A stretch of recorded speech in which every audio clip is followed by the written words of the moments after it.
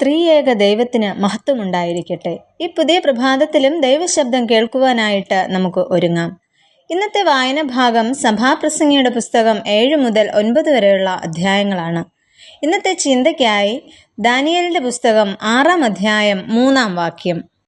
എന്നാൽ ദാനിയേൽ ഉത്കൃഷ്ടമാനസനായിരുന്നു. വലിയ പ്രവാചകന്മാരുടെ കൂട്ടത്തിൽ 4-ാമനായിരുന്നു ദാനിയേൽ. ദൈവം എൻ്റെ ന്യായാധിപതി എന്നതാണ് ദാനിയേൽ എന്ന പേരിൻ്റെ അർത്ഥം. യഹൂദ രാജാവായ യഹോയാക്കീമിൻ്റെ വാഴ്ചയുടെ 3-ാം ആണ്ടിലാണ് നെബൂഖദ്നേസർ യെരൂശലേം പിടിച്ചടക്കുന്നത്. തുടർന്ന് യഹൂദ രാജാവായ യഹോയാക്കീമിനെയും ദൈവത്തിൻ്റെ ആലയത്തിലെ പാത്രങ്ങൾ ചിലതിനെയും കർത്താവ് നെബൂഖദ്നേസറിൻ്റെ കയ്യിൽ ഏൽപ്പിച്ചതായി ദാനിയേലിൻ്റെ പുസ്തകം 1-ാം അധ്യായം 2-ാം വാക്യത്തിൽ പറയുന്നു. ഇങ്ങനെ കർത്താവ് ഏൽപ്പിച്ചവയെ രാജാവ് തൻ്റെ പട്ടണമായ ശിനാർ ദേശത്ത് തൻ്റെ ദേവന്റെ ക്ഷേത്രത്തിലേക്ക് കൊണ്ടുപോകുകയും അവിടെ തൻ്റെ ദേവന്റെ ഭണ്ഡാരഗൃഹത്തിൽ സൂക്ഷിക്കുകയും ചെയ്യുന്നു. ഇക്കൂട്ടത്തിൽ നെബൂഖദ്നേസർ രാജാവ് യെരൂശലേമിൽ നിന്നും ചില ബാലന്മാരെയും പിടിച്ചുകൊണ്ടുപോയിരുന്നു. അവരിൽ പ്രധാനിയായി തീർന്ന വ്യക്തിയായിരുന്നു ദാനിയേൽ. ഈ പ്രഭാതത്തിൽ ദാനിയേലിൻ്റെ ജീവിത രീതികൾ മനസ്സിലാക്കുവാനായി നമുക്ക് ശ്രമിക്കാം. ഒന്നാമതായിട്ട്, പക്വത കൈവരിച്ച ബാലനായിരുന്നു ദാനിയേൽ. യെരൂശലേമിനെ കീഴ്പ്പെടുത്തിയ നെബൂഖദ്നേസർ തൻ്റെ ഷണ്ഡാധിപനോട് ഇപ്രകാരം പറയുന്നു: ഇസ്രായേൽ മക്കളിൽ രാജസന്തതിയിലും കുലീനന്മാരിലും വച്ച് അംഗഭംഗമില്ലാത്തവരും സുന്ദരന്മാരും സകല ജ്ഞാനത്തിലും നിപുണന്മാരും അറിവിൽ സമർത്ഥന്മാരും വിദ്യാപരിജ്ഞാനികളും രാജധാനിയിൽ പരിചരിപ്പാൻ യോഗ്യന്മാരുമായ ചില ബാലന്മാരെ വരുത്തുവാനും അവരെ കൽദയരുടെ വിദ്യയും ഭാഷയും അഭ്യസിപ്പിപ്പാനും കൽപ്പിക്കുന്നു. ഇങ്ങനെ രാജസന്നിധിയിലെത്തിയ ബാലനായിരുന്നു ദാനിയേൽ. ദാനിയേലിൻ്റെ കൂടെ അവൻ്റെ 3 കൂട്ടുകാരും ഉണ്ടായിരുന്നു. ഈ ബാലന്മാരെ കൽദയരുടെ ഭാഷയും വിദ്യയും ഒക്കെ പഠിപ്പിക്കുന്നു. അവർക്ക് ബേൽഷസ്സർ, ശദ്രക്, മേശക്, അബേദ്നെഗോ എന്ന പേരിൽ മാറ്റം നൽകുന്നു. എന്നാൽ രാജഭോജനത്തിൽ നിന്നും താൻ കുടിക്കുന്ന വീഞ്ഞിൽ നിന്നും നിത്യവൃത്തി അവർക്ക് നിയമിക്കുകയും ചെയ്യുന്നു.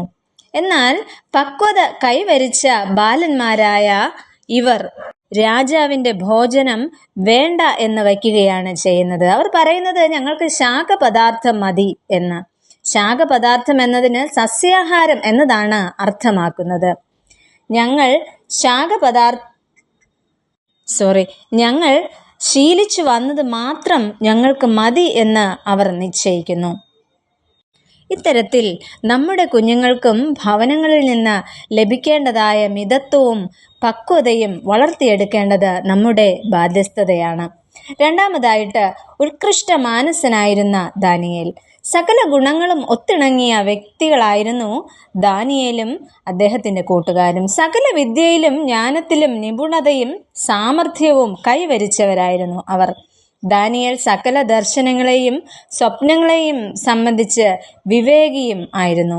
ജ്ഞാനവിവേക സംബന്ധമായി രാജാവ് ചോദിച്ചതിലൊക്കെയും രാജ്യത്തെല്ലായിടവുമുള്ള സകല മന്ത്രവാദികളിലും ആഭിചാരകന്മാരിലും 10 ഇരട്ടി വിശിഷ്ടന്മാരുമായിരുന്നു ഈ ബാലന്മാർ.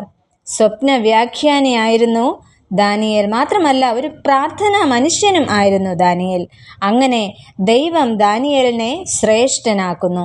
മാത്രമല്ല, ബാബിലോണിലെ ഉയർന്ന ഉദ്യോഗവും നൽകി ദാനിയേലിനെ ഉയർത്തുകയാണ് ചെയ്യുന്നത്. എന്നാൽ ബാല്യം മുതൽ ജീവിതത്തിൽ പ്രതിസന്ധികൾ നിറഞ്ഞതായിരുന്നു ഇവരുടെ ജീവിതം.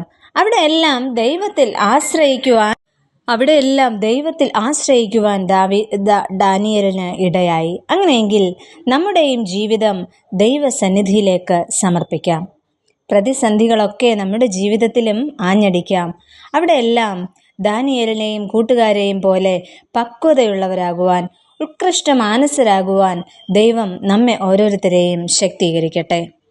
നമുക്ക് പ്രാർത്ഥിക്കാം. പ്രിയ കർത്താവേ, ദാനിയേലിനെയും കൂട്ടുകാരെയും പോലെ ജീവിതത്തിൽ പക്വതയുള്ളവരായി തീരുവാനും ഉത്കൃഷ്ട മാനസരായി തീരുവാനും ഞങ്ങളെയും സഹായിക്കണമേ. ആമേൻ.